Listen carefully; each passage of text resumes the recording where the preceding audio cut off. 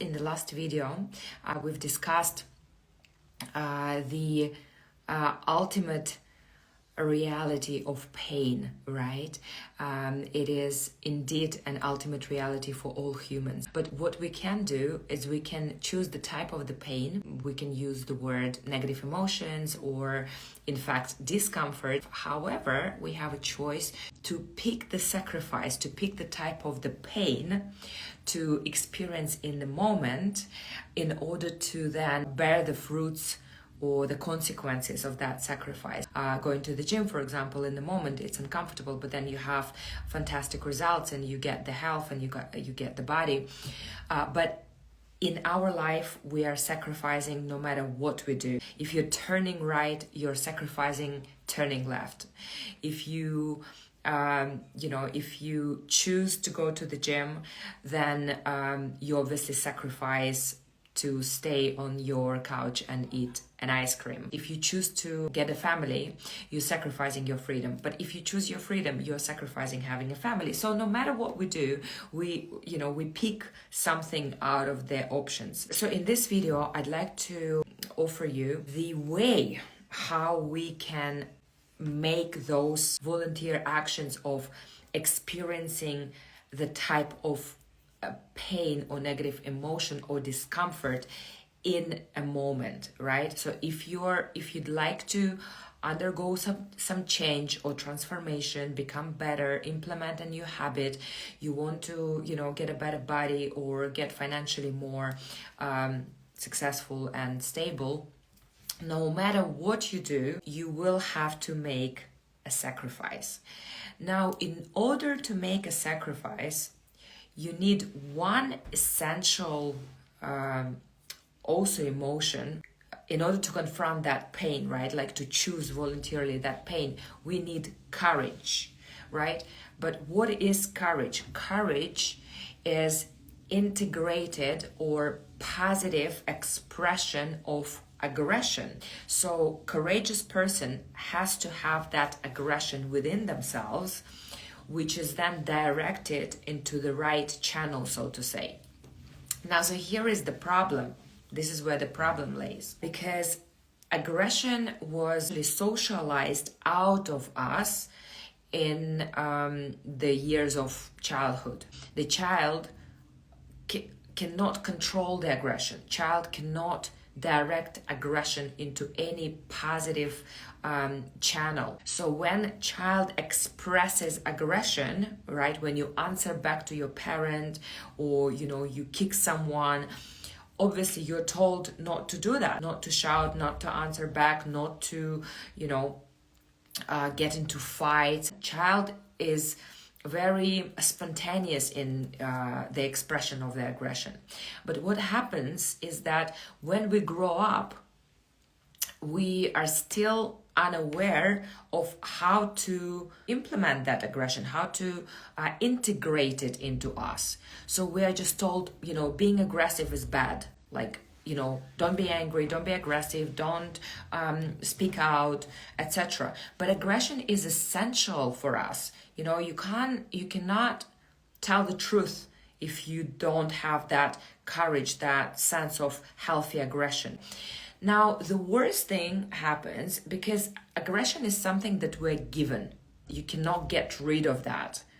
It's just only matters the way how it manifests itself out of you in the world. So what happens with suppressed aggression?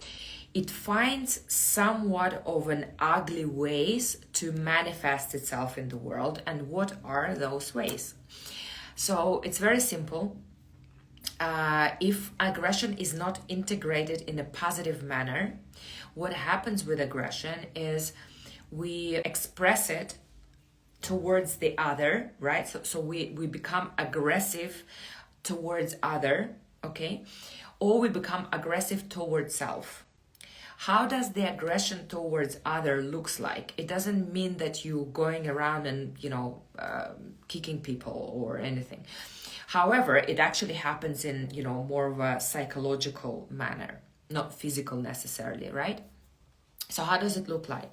So aggression towards the other is usually in the form of blame. And if you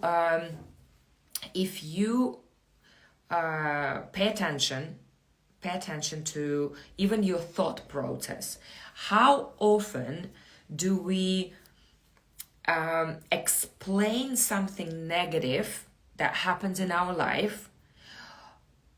We explain it with the actions of other people.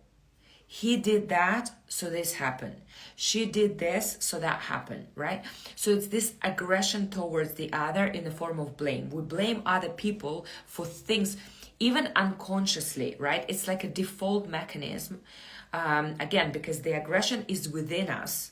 You can't get rid of it. If you don't control it in a specific manner, it will find its way out of you, right? So again, it's either directed towards other, so it's, you blame someone, or you get involved in some kind of a revenge. It's the outward channeling. You scream at someone at the traffic light, you lose your temper.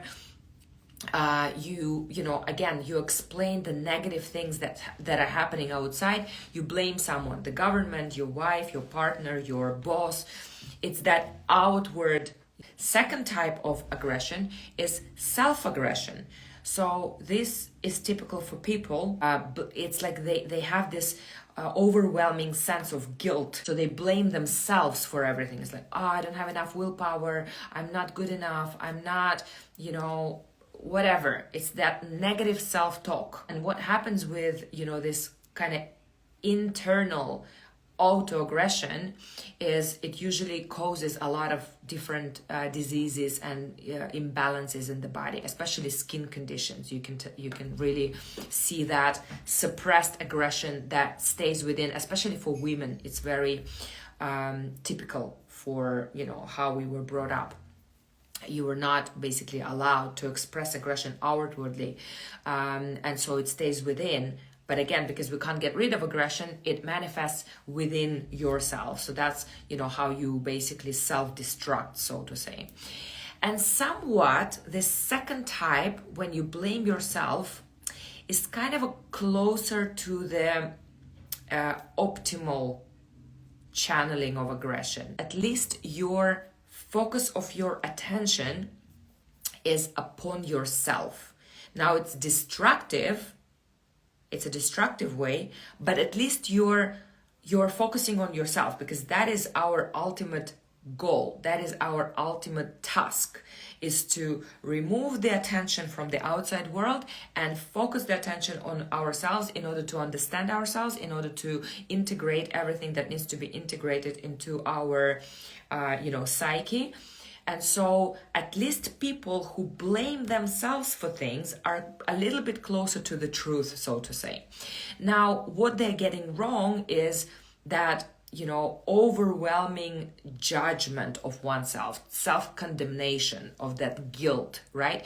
That has to be removed. So we remain focused on ourselves and we sort of take responsibility for our life, but we stop feeling guilty for things. We stop feeling guilty or judge ourselves or feel that overwhelming sense of condemnation. Because if you think about the biblical stories and the story of Jesus, he had to deal with two types of people, Pharisees and sinners.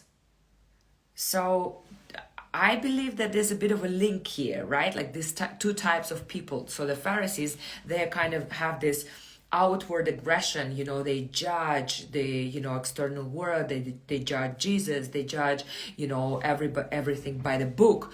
And there's other types of people who are sinners. They kind of judge themselves and don't feel that good enough, and they're not really worthy of blessings and stuff like that. So that's exactly how it works in real life, right? Like there's two types of people, those that are aggressive towards others and those that are aggressive towards themselves.